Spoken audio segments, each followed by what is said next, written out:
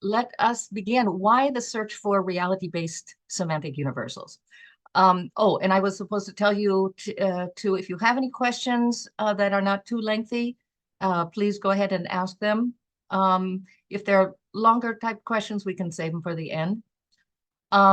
So in our world today, we keep being reminded of the stark disparities in ways of thinking and even in what is deemed reality and truth of what goes on in our mind and what actually versus what actually happens out there in the material world. But most languages are built from arbitrary signs that have, that have no intrinsic relationship between signifier and referent, between symbol and meaning, and between the word and exterior reality. So the question in my mind is, have we lost anything? Is there an advantage to that? I mean, that's the way languages have developed, but languages don't necessarily go by um, evolutionary principles. They just kind of develop. So pictographies of the past did originally depict real objects, and then some of them evolved to include ideograms and later logograms, but none of them have represented concepts at a fundamental or at a very fundamental and or universal level. So, for instance, you all, I'm sure, are familiar with the Egyptian hieroglyphs, the Chinese characters, and Mesopotamian cuneiforms. They do stand for objects, but they are at a relatively complex level of meaning. So the more complex concept is, the more concepts, the more symbols you will need to, everyone knows that Chinese has thousands of characters, and the others have at least hundreds. So then we are now experimenting. Well, my father, this is my father's concept that I am continuing to work on. He experimented with an old/new, shall we call it, an old/new alternative. What if language functioned less as an arbitrary medium and facilitated alignment between inner thought and outer reality, using iconic primitives rooted in fundamental universal concepts? What if language were built on ideographs that gave us an anchor in reality? So here are the categories or the elements of meaning, my father called them, but they can also be considered categories, semantic categories, because they have a certain flexibility or a certain fuzziness in some contexts in how they can be interpreted, but it could be considered an a priori philosophical engineered language. And I recently learned that it could also be called a pasillally, a phonemic ideography, an ideography that can be spoken.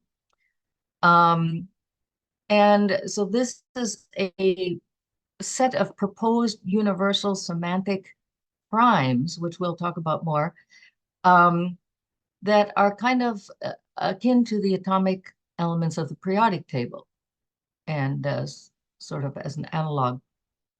And there are only 42, actually 32 plus the 10 numerals, or 11, I guess. And what's unique about aUI is that there is a one-to-one relationship between sound, symbol, and meaning. So for instance, a space is all around us. It's pronounced ah. We open our mouth wide to pronounce to pronounce ah, and ah time is lasts longer, is measured in elliptical orbits. Movement, spiral nebula formation, and matter is a brickstone which lasts longer.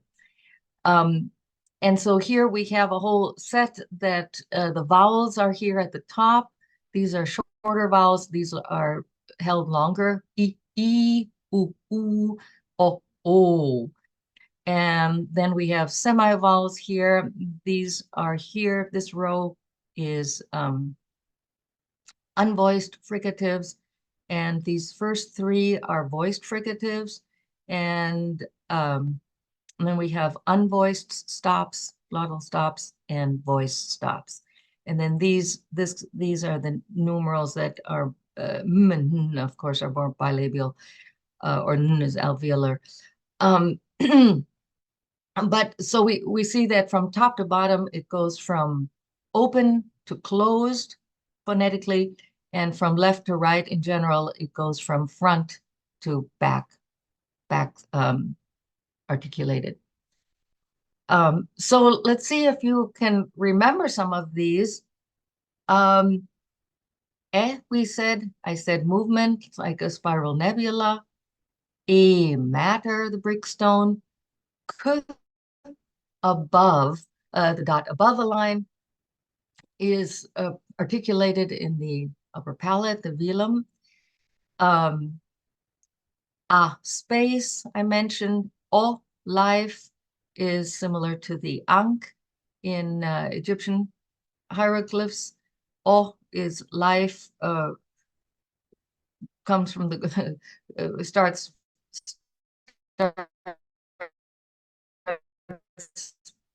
in basics, then comes back down. But of course, it's also a symbol of a leaf, the basic photosynthesis, synthesis as being the basis of life on Earth. And action, action, the most active thing in nature, the lightning bolt, stands for action, and it also is the verb ending. And then inside, a dot inside a circle, pronounced g, as we feel that it's more inside the body, g, inside. And t means towards. It's the tongue tip towards. It's an abbreviated arrow. And then we have u. U is negation, and negation opposes or negates anything that stands underneath it. So I'm sure you all are quick studies, and let's see if you can put together some short combinations. So we have ev, um, and please unmute yourselves and give me a guess for what your interpretation is.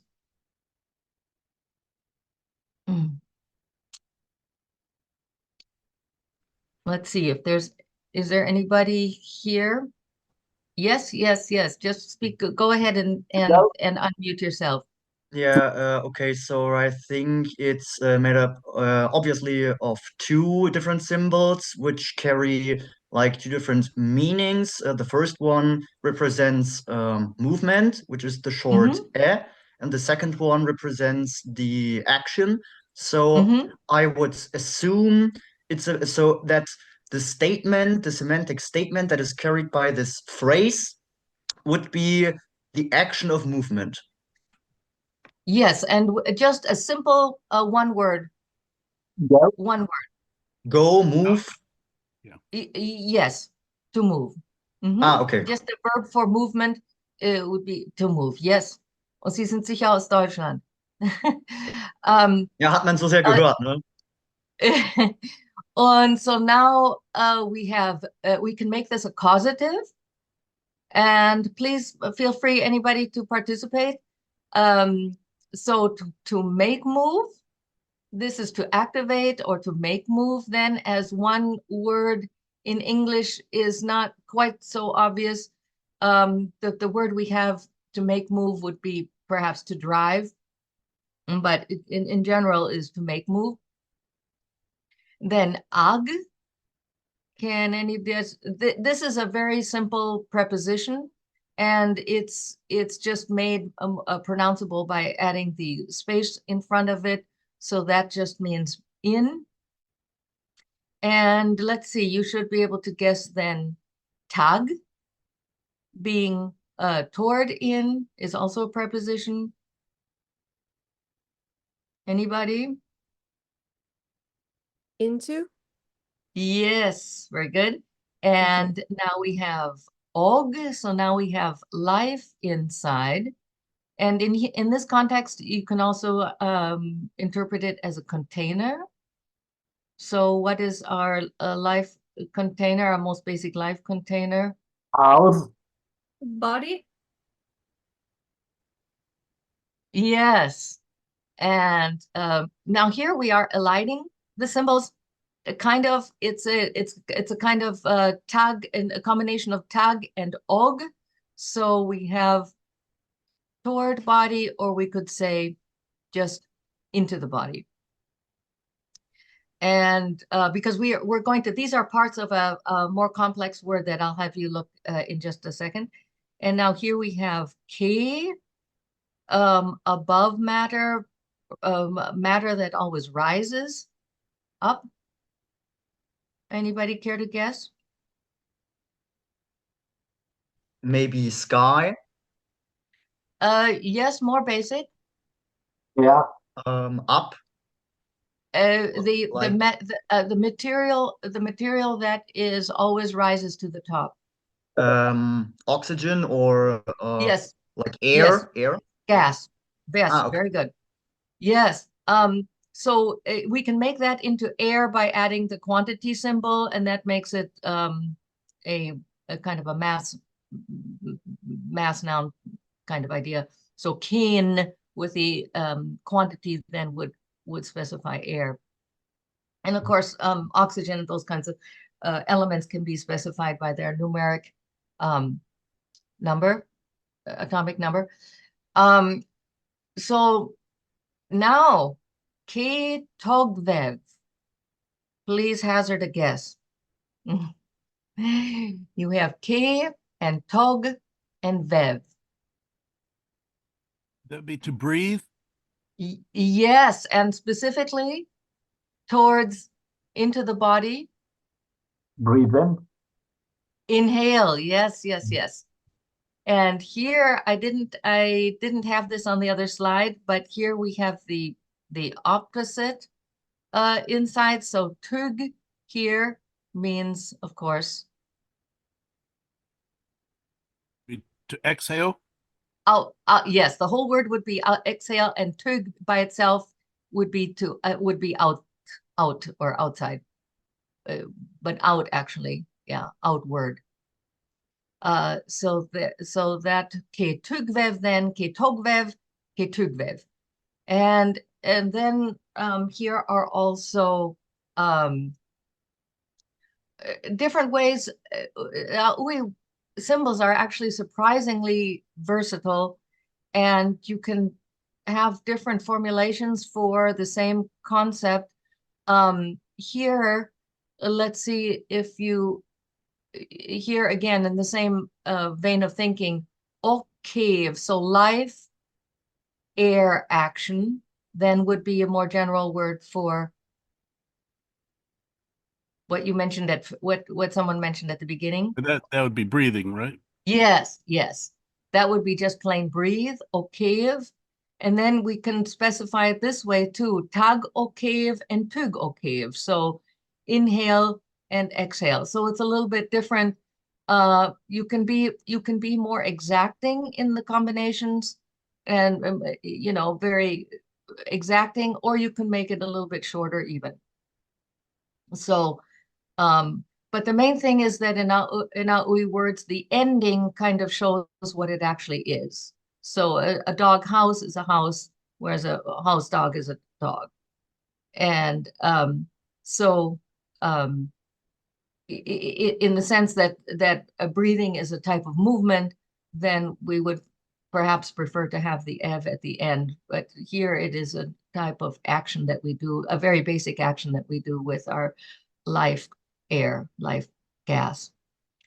So there's an intrinsic relationship between sound, symbol, and meaning, and between word, meaning, and reality. And so what happens, what results is that what is homonymous is also somewhat synonymous. There's a, what if it looks similar, it also means similar and has a relationship in meaning. So here we have fu. This is the arrow pointing down, means this.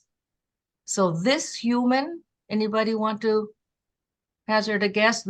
This human, the one right here, this.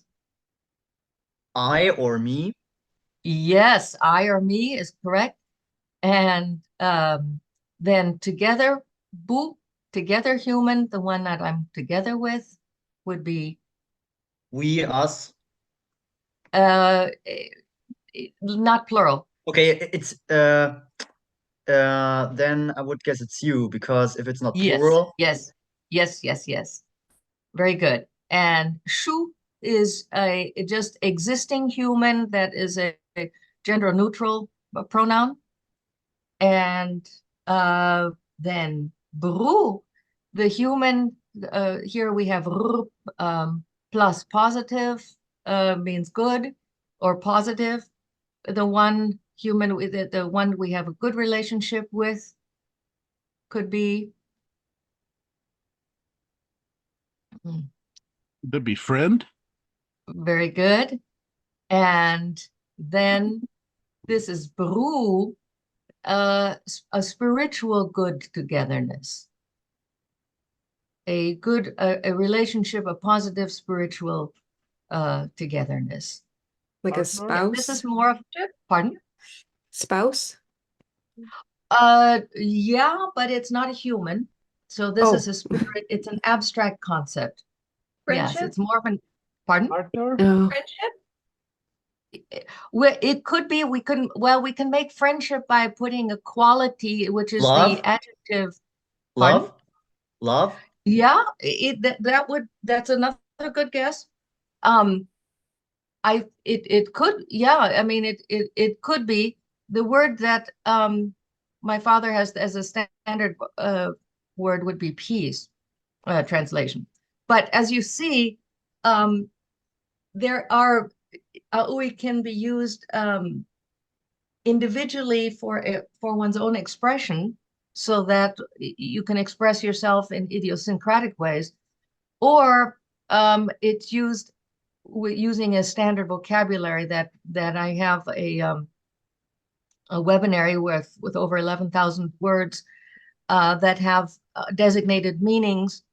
And so in order to communicate, of course, we would need a standardized vocabulary.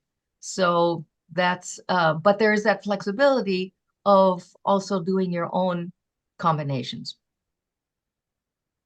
So here we see how fu, bu, shu, bru, bru.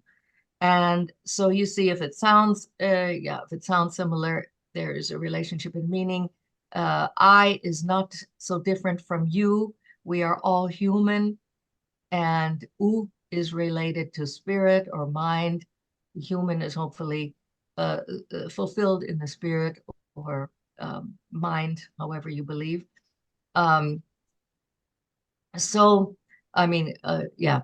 So now, let's see, let me see. Is that my next slide? Yes, I gotta. So, of course, there has been, this slide obviously has way too much on it, but I was just trying to show how much of a historical effort there has been in searching for philosophical language based on real characters, what they called real characters. And this is very well discussed in Umberto Eco's book. I don't know. Wait a minute. Can you even see that? Oh, it's kind of blurry. Anyway, In Search of the Perfect Language.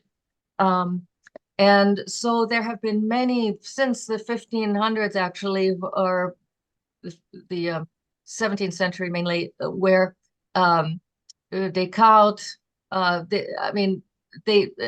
Comenius even had this idea of each that a universal language should reflect and the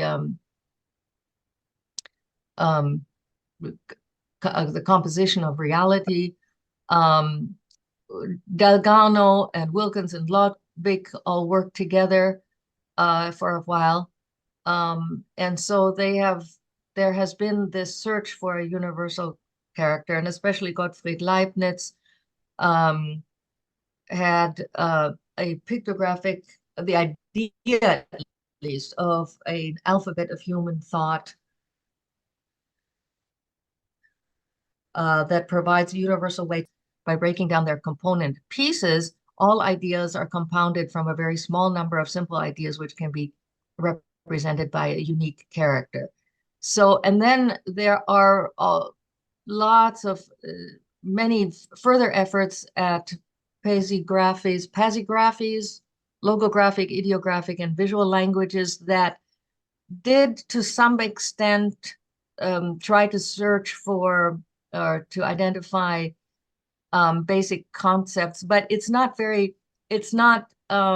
always very clear how much they were actually looking for the most basic concepts, which is what aUI is trying to do. And here, NSM, the natural semantic meta language, study that Anna Wierzbicka has done her whole life's work of research looking for the basic primes that are universal to all languages, that are lexically represented in all languages. So I'll talk just a little bit more in a second here, but to say more exactly what we are talking about by universal semantic primes. Primes are conceptually irreducible.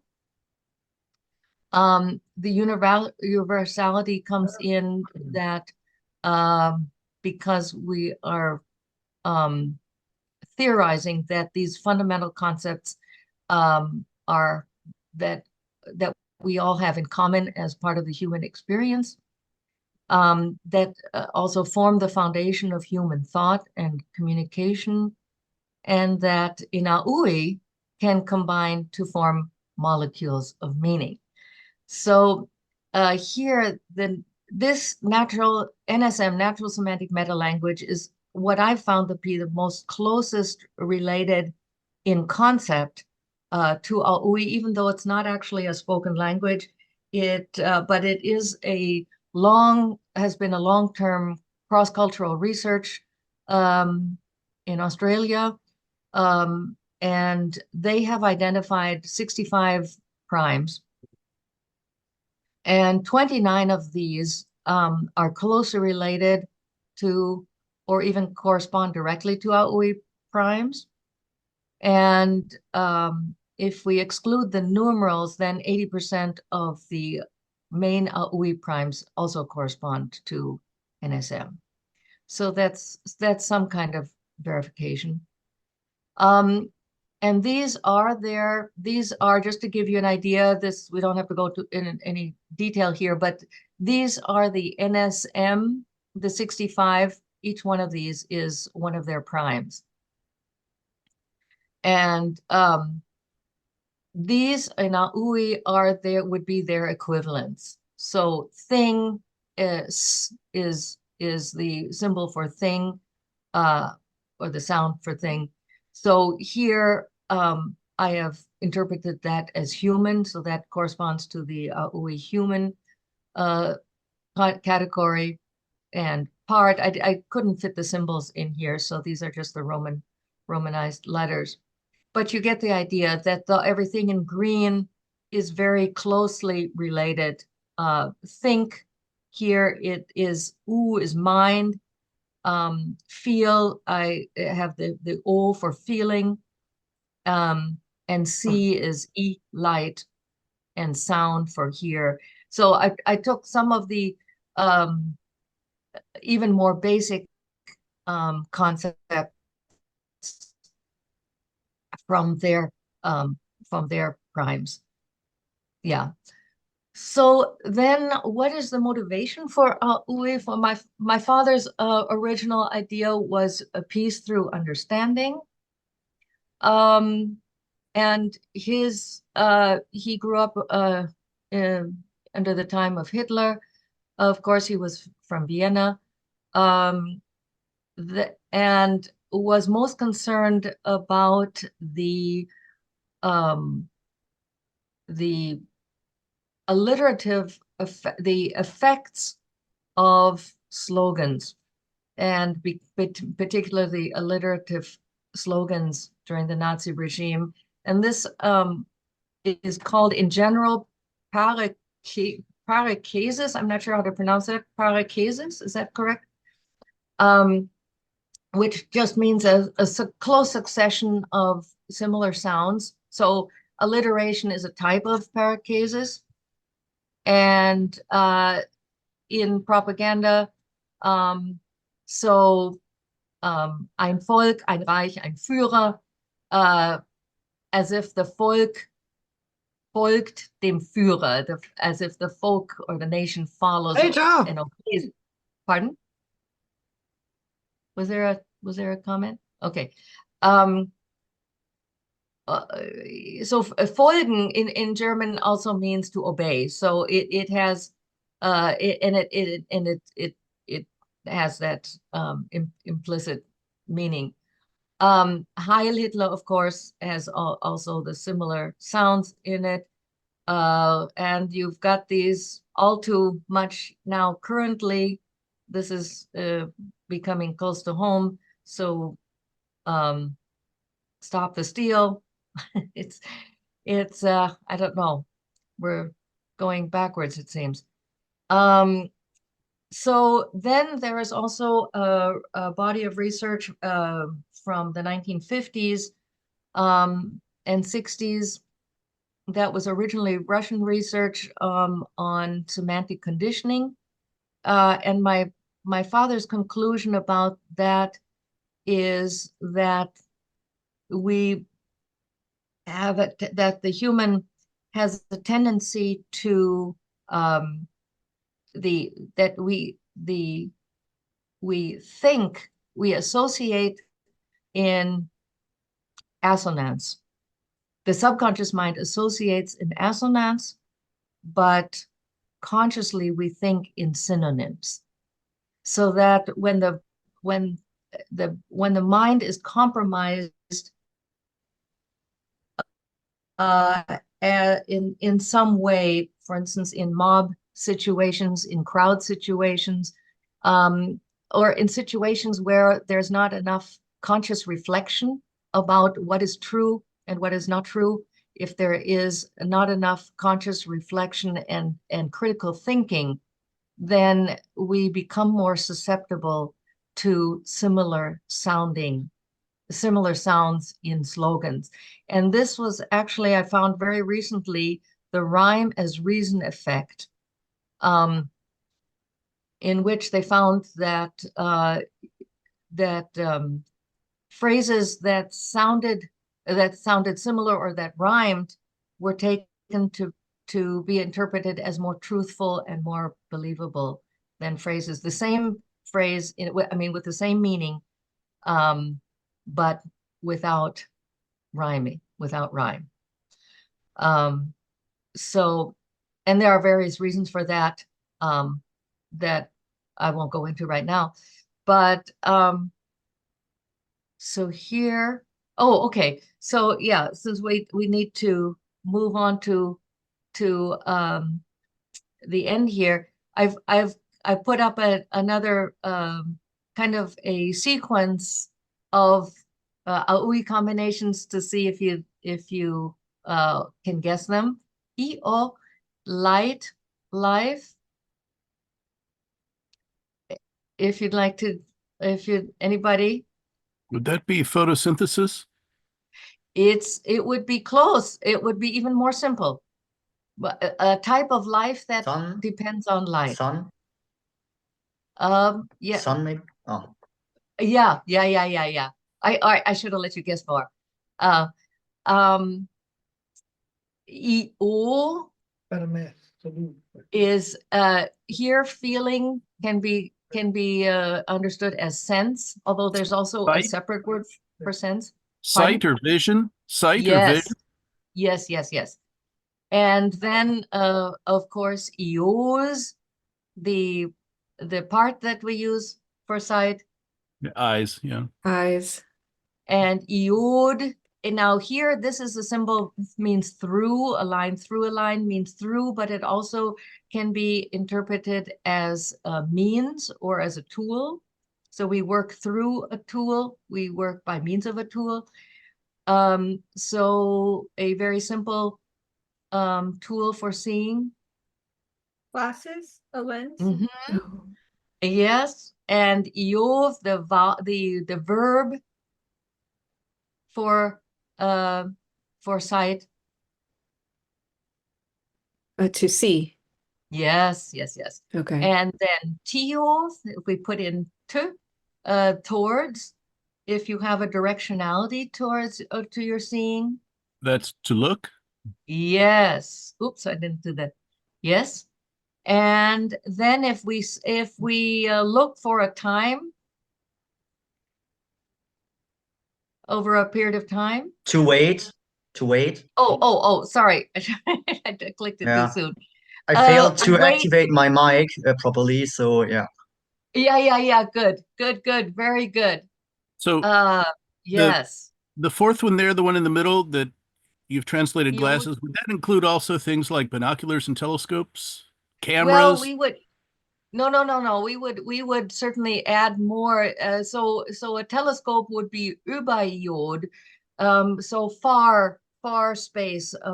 The opposite of together is far, über, and so a far seeing tool. And you can specialize these. You can yeah, make them more specific to the. Of course, the more complicated something is, then the word is going to tend to get a little longer. I'm just having a little trouble figuring out what the difference is between glasses and eye. Ios is the part.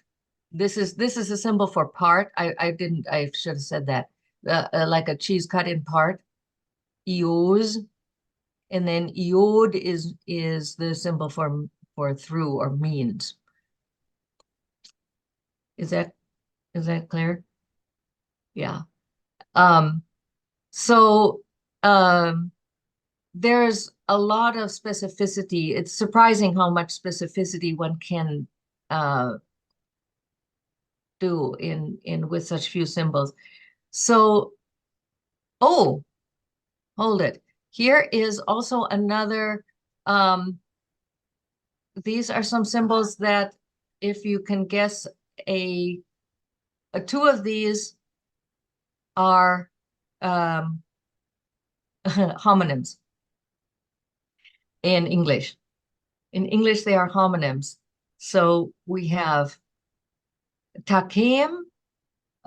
So now we have towards, space, above, matter, the quality of matter to have a tendency to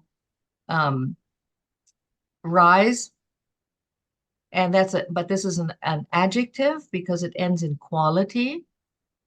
And then here we have im, light quality is the quality. So let's see if you you can tell me what the quality for the adjective for light is.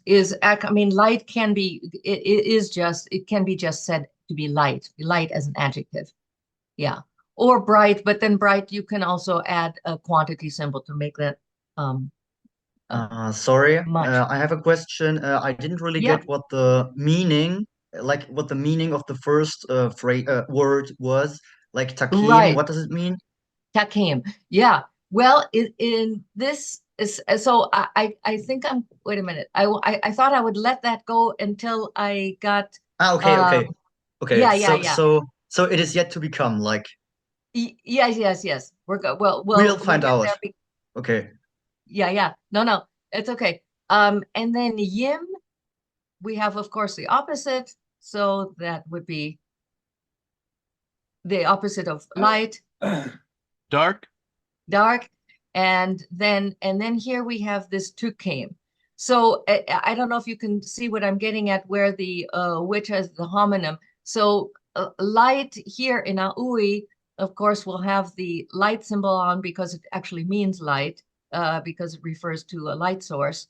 This is and I guess I didn't even say this is a source of light and the rays spreading out, like a shortened sun or something.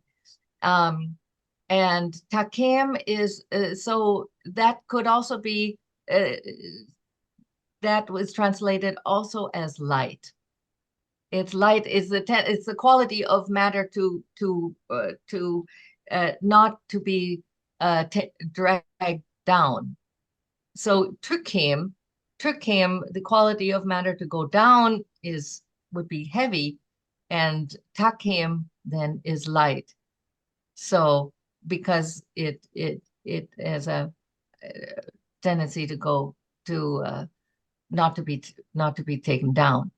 So or to be weighed down, I should say. So in aUI, the symbols, the homonyms, of course, are going to they're yeah, if they're homonyms, they would also have a relationship in meaning. And so you couldn't have a discrepancy between you couldn't have homonyms in the sense that in most languages that we have. So here, I wanted to end on my father's translation of Goethe's Faust. I mean, not Faust, an excerpt. Mit Worten lässt sich trefflich streiten, mit Worten ein System bereiten, an Worte lässt sich trefflich glauben, von einem Wort kein Iota rauben. With words, with words we soon can start a fight. With oops, sorry, I just have to move this because I can't quite read it. Start a fight. In words, a system seems so right. In words, it's easy to believe. With words, it's easy to deceive. And so I'd like to just read that in aUI. Ud ui fnu ja pyn werv pev rui ug ui tub oev nem trum ud ui seish udrem e jurov ud ui seish udrem tie jurov. So that is what I have. And if you have any more questions, please feel free to ask them. So I have a question which refers to the phonetical system. Like I assume, or the impression I got so far is that we're talking about a constructed theoretical language which is designed to represent fundamentality and universality of the human thought and mind. So I wonder where the phonemes that corresponds to the to the symbols, let's call it that, where they come from. Like, for example, I notice as a German native speaker, maybe it's not even necessary. Maybe even persons who aren't German native speakers may notice that the R, for example, was a uvular R, not a trilled R, and I just wonder why pick that? because most languages, of course, use a trilled R. So where does this come from? Like for a universal language, to pick a uvular R that is much less common than just a trilled R. So, for example. Yeah, and trilled R, how do I get back? Oh, there we are. Okay. Um, um, trilled R, is that a r? Is that what you No, consider? no, like by my terminology, or like by what I say, with a trilled R, I mean like ra, and with a uvular R, I mean ra. Yeah. Well, in aUI, we can't make such fine distinctions because I mean Americans would probably more likely say r, have Yeah, yeah, a right, r right. sound. So it's not that strict. And my father's kind of Eselsbrücke, whatever you call that, mnemonic is that it's kind of the sound of a cat purring, and so we kind of prefer to use a uh, uvular R. Is that what you're saying? Yeah, Yeah. yeah. But those distinctions would be, I mean, there would be some differences depending on what Yeah. your native language is. Like Um, the thing is, like, I know it may sound like it's overcomplicated and things, but actually we have so what do we have here? We have several symbols we can see, and next to them we have correspondings in orthography, like because there are letters standing besides every yes, symbol, but one has to keep in mind maybe that depending on the language, letters can represent different sounds, and like I know like what you said makes sense to me if we're talking about an R being um a letter which has different sounding variants, but in fact um an R is another phoneme than an R, than an right, R. Like all of those are different phonemes in linguistics. yeah, So I just wondered, why why pick this phoneme? Because actually it doesn't matter. Like R as the letter that stands beside this plus, for example, is just a letter. But the sounds that R can represent in maybe right. different regions, like it's actually not that.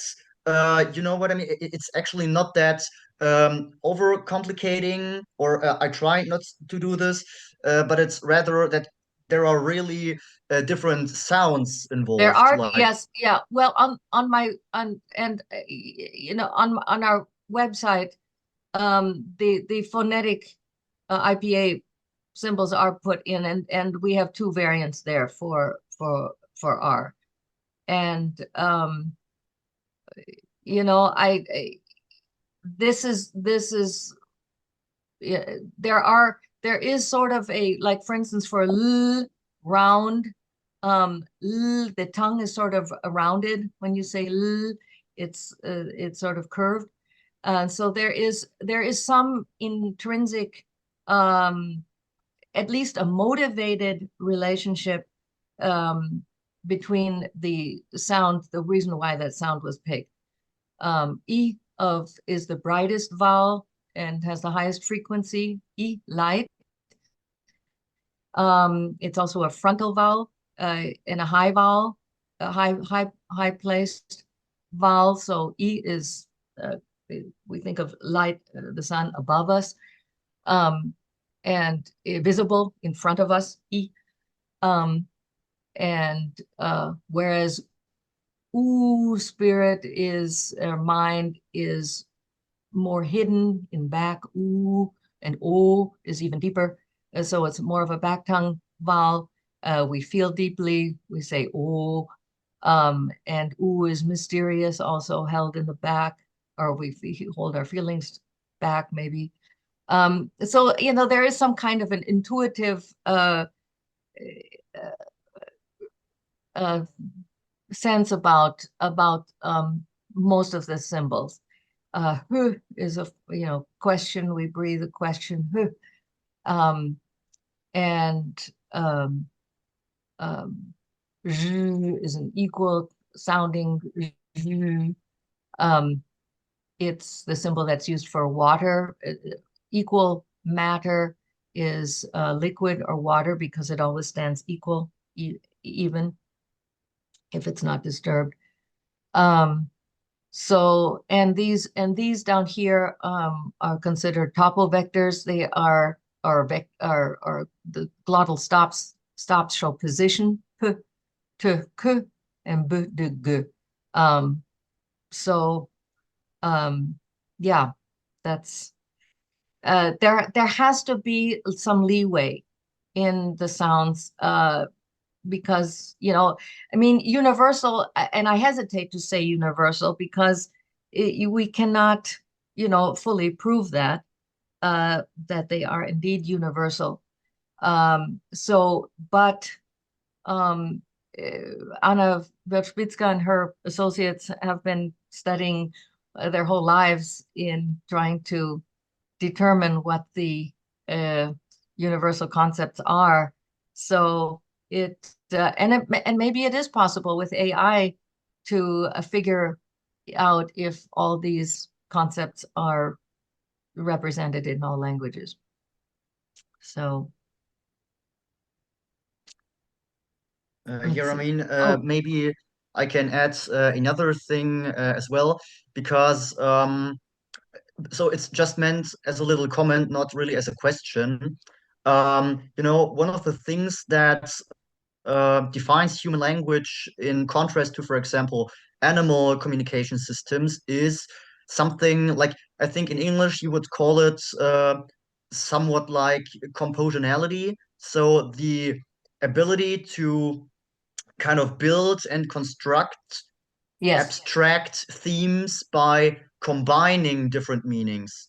Like, for example, when like in other systems of communication, for example, among animals, you have sounds that have or that can have a meaning and a referent. But well, as I already said, in human languages, there's this defining, unifying concept that makes it really unique, which is this compositionality, like to compose or to be able to compose meanings. Like, for example, in German, Rücken, Bergrücken, like Rücken means back. And so it's in all languages, but this concept, this whole ability to have a word which means something, and you can transfer this concept to a whole nother thing, and it still makes sense. You can combine semantically. Compositionality. Yeah. Well, that's what aUI is built on. That these symbols are combined. Yeah. And then I had a question here: has aUI been used for anyone to communicate? Actually, there is someone who had met my father is doing research on teaching it to dolphins. I don't know how that's even more ambitious than we are, but I guess in my and I hope that at some point I will be very fluent. I have spent so much time working on the dictionary, and oh yeah, we should have put the link to that. It's auiwebinary.com. But mainly, realistically, my idea is that one does research with this language, and psycholinguistically, for perhaps in brain mapping, and whether there is indeed a possible advantage to having a congruency between sound, symbol, and meaning. If the phonological mapping and the semantic mapping are more closely related, whether that is a processing advantage at all. So yeah, I'm looking for a graduate student. So, yeah, thank you very much. Oh, yeah, I don't know if they're going to cut me off or if there are any more questions. Yeah, I have Yeah, we have to end. Question, if We I have- can, how similar is this language to Logespan? I don't think it's very similar. I don't, I haven't studied it in detail, but Logespan doesn't have symbols, and it's very, very intricate in trying to assess and analyze our thinking, but it's not really based on real reality or real concepts that are related to reality. So yeah, thank you so much for your attention and interest. Thank you very, very much. Really appreciate it. Thank you.